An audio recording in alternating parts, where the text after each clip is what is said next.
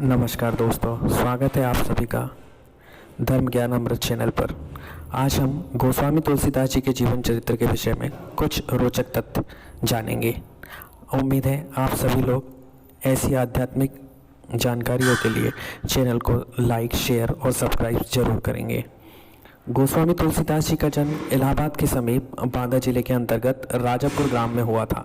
इनकी जन्मतिथि के संबंध में लोगों में काफ़ी मतभेद है, किंतु एक दोहे से यह स्पष्ट होती है। संवत 1554 वीसे कालिंदे के तीर श्रावण शुक्ला सप्तमी तुलसी धरो शरीर। इनके पिता का नाम आत्माराम दुबे तथा माता का नाम हुलसी था। वह सरयू पारिण ब्राह्मण थे। तुलसीदास जी 12 वर्ष तक गर्भ में रहे, इसके बाद उनका जन्म हुआ। कहते हैं कि आप जन्मते समय रोए नहीं, वरन राम शब्द का उच्चारण किया, इसलिए आपका नाम राम बोला भी पड़ा। तुलसीदास का जन्म अभुक्त मूल नक्षत्र में हुआ था, इसलिए माता ने अनिष्ट की आशंका से इनको त्याग दिया था। कुछ लोग कहते हैं कि इनके माता पिता बाल्यकाल में ही मर गए थे। इनका पालन पोषण चुनिया नाम की एक दासी ने किया था, वह भी इनको 5.5 साल का छोड़कर चल बसी। अब तो बालक अनाथ हो दर दर घूमने लगा, किंतु होनहार वीरवान के हो चिकने पाव। इसी कहावत के अनुसार माता पार्वती जी ने स्वयं ग्रहण एक ब्राह्मणी का रूप धारण कर इस बालक का पालन पोषण किया। कुछ समय बाद भगवान शंकर की प्रेरणा से श्री नरहरि जी ने बालक तुलसीदास जी को अपने साथ अयोध्या ले गए। संवत 1561 मास शुक्ल पंचमी को यज्ञोपवीत संस्कार किया। इस समय इन्होंने गायत्री मंत्र का जब उच्चारण किया तो इस बालक की प्रखर बुद्धि को देख सभी आश्चर्यचकित हो गए। कुछ समय तक अयोध्या में रहकर गुरु शिष्य दोनों सौर हो गए। वहाँ पर श्री नरहरि जी ने इन्हें राम कथा सुनाई। तत्पश्चात ये काशी चले गए। 15 वर्ष तक परिश्रम से वेदांगों का मनन अध्ययन किया। फिर ये गुरु की आज्ञा लेकर अपनी जन्मभूमि में वापस चले गए। यहाँ आते ही इनका विवाह पंडित दीनबंधु पाठक की सुशील कन्या रत्नावली के साथ हो गया। तब दोनों पति पत्नी आनंद पूर्वक रहने लगे। तुलसीदास जी अपनी स्त्री रत्नावली में काफ़ी आसक्त थे। वे क्षण भर भी उनसे अलग नहीं रह सकते थे। एक दिन जब उनकी पत्नी रत्नावली अपने पिता के घर उनकी अनुपस्थिति में चली गई, पीछे पीछे तुलसीदास जी को भी जब ये बात पता चली तो वे भी उनके पीछे अपने ससुराल चले गए।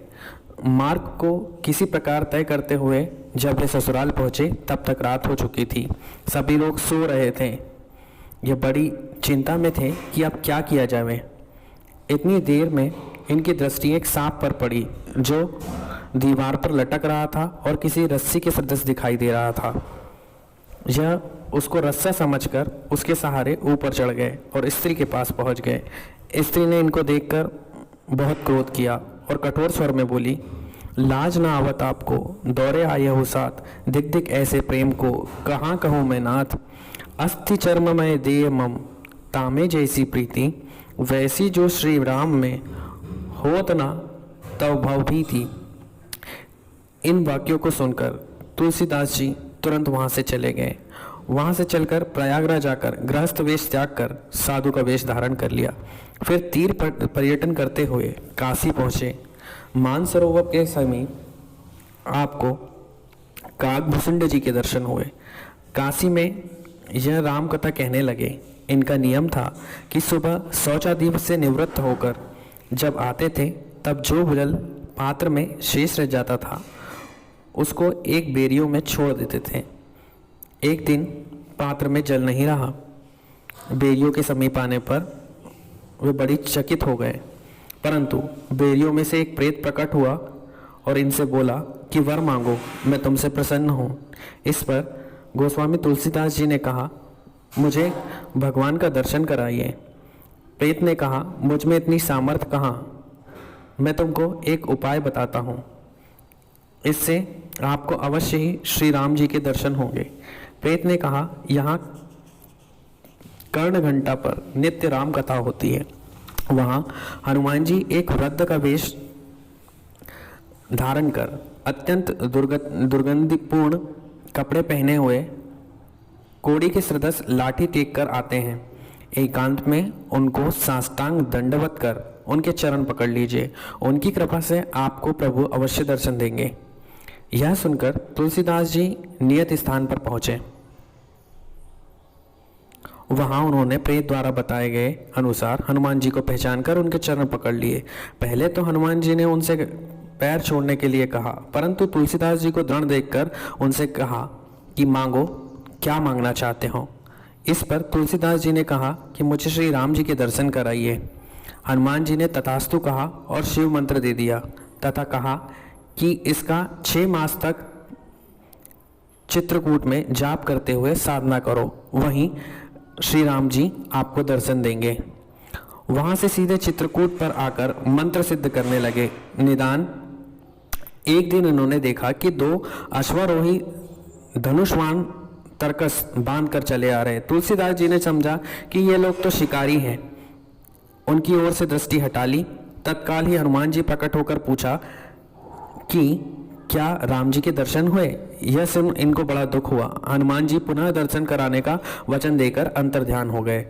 एक दिन गोस्वामी तुलसीदास जी जंगल में घूम रहे थे। देखा कि एक स्थान पर चित्ताकर्षक रामलीला हो रही है। यह देख आश्रम की ओर आ रहे थे।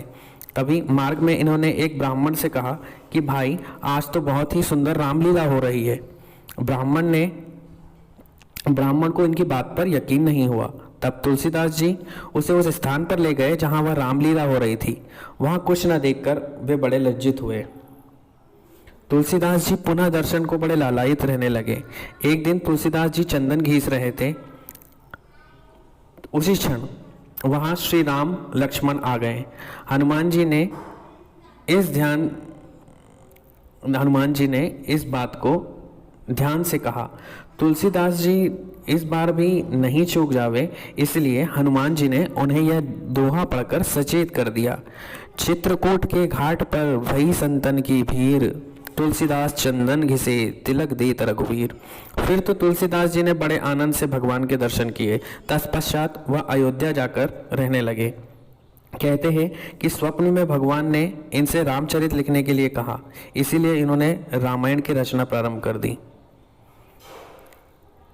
इसी तरह की और भी रोचक जानकारियों के लिए हमारे साथ बने रहिए। चैनल को सब्सक्राइब करना ना भूलें। तुलसीदास जी ने जब रामायण अर्थात रामचरितमानस की रचना प्रारंभ की तो वह निम्न दोहे से स्पष्ट होती है। संवत 1641 करो कथा हरिपद धरि शीशा, नवमी भौमवार मधुमाशा, अवधपुरी यह चरित्र प्रकाशा। वहाँ से गोसाई जी काशी में आ गए, 80 घाट पर रहने लगे। वहाँ गोसाई जी रामायण की चर्चा चारों ओर करने लगे और इनकी कीर्ति चारों दिशाओं में फैल गई, जिसमें काशी के बड़े बड़े पंडित इनको शास्त्रार्थ में हराने के लिए आगे आए, किंतु सब ने मुँह की खाकर लौट गए। अंत में अनेक पंडित एक साथ मिलकर इनके पास आए और इन्होंने कहा कि ग्रंथ को हम विश्वनाथ जी के मंदिर में रख देते हैं। जो ग्रंथ सर्वोपरि हो तो भगवान इस पर खुद आकर हस्ताक्षर कर देंगे।